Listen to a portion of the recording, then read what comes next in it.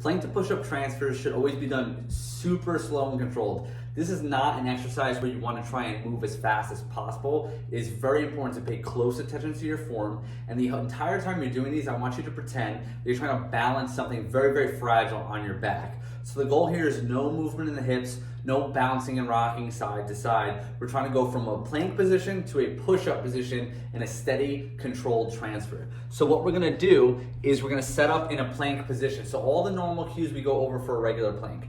Elbows directly underneath the shoulders, hands facing forward, no triangle.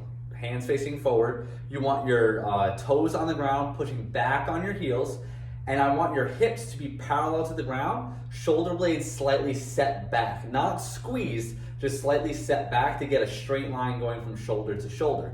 Now, you want a wide stance with these. We want to go about hip width. The wider you stand, the easier it's going to be to balance, the less likely you are to be rocking side to side with your hips.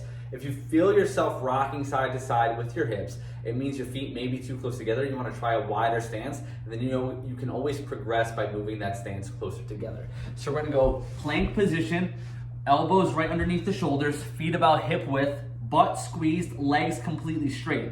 In order to get from the plank to the push-up, what I'm gonna do is I'm gonna move my right hand to where my right elbow is. I'm not just gonna do this and plant my hand in front of me. I'm actually gonna move my arm back and get that right arm right underneath me. And then as I push, I'm gonna bring my left arm to where my left elbow is. So I'm right here, elbows directly underneath me. I bring my right hand back, left hand back. Now I'm in the push-up position. I transfer back down, slow, controlled, and then I start now the next rep with my left hand. Left, right, back down, right, left. Slow, steady movement, no rock.